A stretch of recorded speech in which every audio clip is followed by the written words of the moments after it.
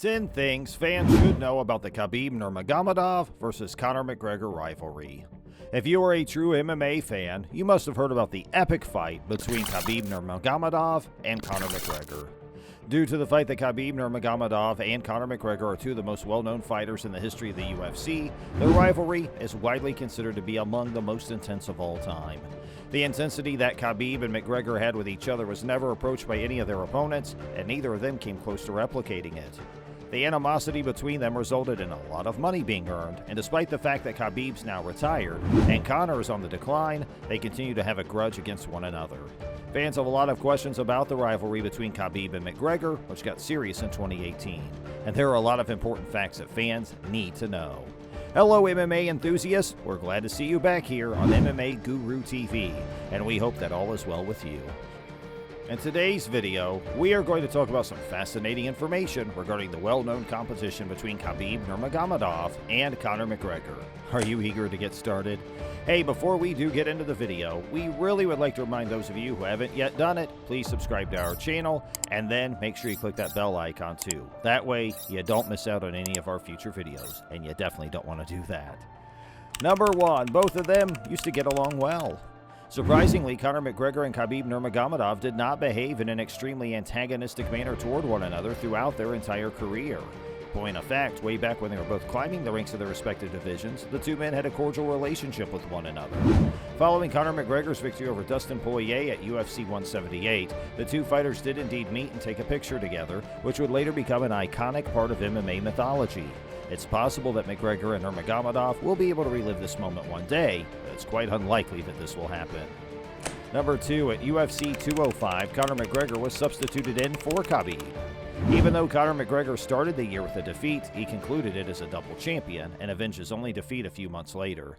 2016 was Conor McGregor's year, and he proved it by winning back-to-back titles. But for certain strategies employed by the UFC during the bargaining process, that outcome never would have been possible. When Eddie Alvarez was in negotiations with the UFC for their New York pay-per-view, Alvarez was adamant that he would not fight Conor McGregor unless he received a significant salary increase. In response, the UFC offered Khabib a contract to replace Conor McGregor in the fight against Eddie Alvarez, preventing Alvarez from earning any money from McGregor's appearance.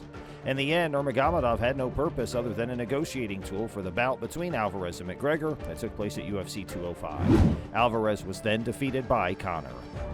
Number 3, the rivalry was unwittingly initiated by Artem Lobov. Conor McGregor's best buddy and comrade, Artem Lobov, holds the distinction of being Conor's closest friend. Always having McGregor's back, Lobov's support for him caused friction between he and Nurmagomedov in 2018 when they appeared on the same card.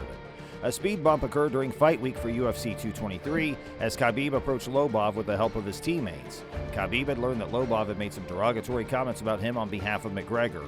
After slapping Lobov, Nurmagomedov set in motion a series of events that would forever alter the course of MMA history. Number 4, UFC 223 bus attack. After Nurmagomedov slapped Lobov, the fight week for UFC 223 only continued to get crazier. McGregor found out about his teammate being disrespected, and he and Sean Cowley flew to the event to face Nurmagomedov. McGregor's teammate Lobov also flew to the event to confront Khabib. As soon as they arrived, McGregor and Cowley made their way inside the venue just as the fighter buses were making their way out of the arena. This was the point at which the chaos started. McGregor and his partner launched an assault on the red corner bus as they tried to lure Khabib out of the vehicle. The two tossed dollies and trash cans at the bus in an effort to get Nurmagomedov to step out. A number of windows were shattered, which resulted in several competitors, including Michael Chiesa and Ray Borg, having to withdraw from the event because of injuries. Number 5, they had no fans at their press conference. The pyrotechnics were already starting to erupt as Nurmagomedov and McGregor were throwing barbs back and forth on social media before their bout at UFC 229. The match had already been set to take place, but the press conference for the fight made things seem even more dire than they already were. There were no fans present at the UFC 229 press conference, just the media were there. The press conference had a significantly less lighthearted atmosphere than normal, due in large part to McGregor's characterization of Nurmagomedov's manager as a terrorist during the event. It served as a timely reminder that the ongoing blood feud was not merely for dramatic effect. Number 6, Khabib Nurmagomedov beat Conor McGregor badly. The main event of UFC 229 was a spectacle that was unlike anything that has ever been witnessed before. The fight's main event wasn't anything to get excited about, despite the fact that the show was very massive. Conor McGregor was no match for Khabib, who finished the fight with a submission in the 4th round to keep his lightweight championship. Although McGregor did make history by becoming one of the few fighters to win a round against Nurmagomedov in the 3rd round, he was defeated by Khabib in every other round. But what happened after the fight truly set the bar for insanity at this event. Number 7, the scuffle that ensued after UFC 229. After Nurmagomedov had successfully submitted Conor McGregor, he began yelling at McGregor and then turned his attention to his teammate Dylan Denise. The fight was officially underway when Nurmagomedov began ranting at Dylan, who then motioned for him to come forward. In the meantime, Khabib's teammates entered the cage and started fighting with McGregor. Outside the cage, Khabib jumped the cage and started brawling with Dylan. It took a few minutes for the fight to be brought under control, and in the end, Bruce Buffer proclaimed the winner of the bout while there were no fighters left inside the cage to hear it. Total chaos here, it looks like. Following that, Khabib Nurmagomedov and his colleagues, in addition to Dylan Denise, were all fined and given suspensions. Number 8, the Ultimate Fighting Championship 229 event was the largest MMA pay-per-view ever. The most successful pay-per-view to date had been Conor McGregor's victory over Nate Diaz at UFC 202. With 1,650,000 pay-per-view buys, the two competitors could narrowly surpass UFC 100's total. On the other hand, number 229 proceeded to completely destroy that record. The record was broken by UFC 229, which was able to sell 2.4 million pay-per-view purchases. That remains by a wide margin the most successful pay-per-view event ever held in MMA. Number 9, there was some discussion about holding the contest again. After Khabib's victory over McGregor, McGregor pretty much vanished into thin air, and most people assumed he had amassed sufficient wealth to enjoy a comfortable retirement as a result of his career. But finally, McGregor made his return at UFC 246 when he knocked out Cowboy Cerrone to win the fight. After the fight, there was a brief discussion about the possibility of McGregor and Nurmagomedov fighting each other at some point in the future.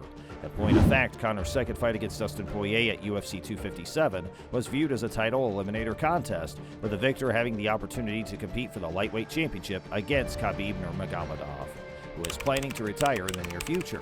In the end, there's not going to be any sort of rematch. Number 10, they still continue to hate one another.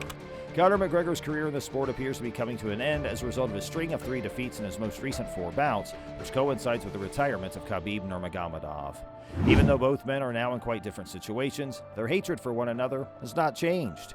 Even up to this day, McGregor and Khabib continue to engage in Twitter banter with one another. Most of it consists of McGregor talking a lot of trash, even making a pathetic attempt at humor by bringing up Khabib's late father. So friends, I think that's going to do it for today's video. We sincerely hope you enjoyed it, and if you did, please make sure you give it a thumbs up, like, and subscribe to our channel. And also, we would love to hear your thoughts on the Khabib and Conor feud. Whose side were you on? Were you Team Khabib or Team Conor? Hey, let us know your thoughts in the comment section below. And please remember to subscribe to this channel, that way you never miss out on any of our great videos. We'll be back soon with more. Thanks for watching, and have a great day.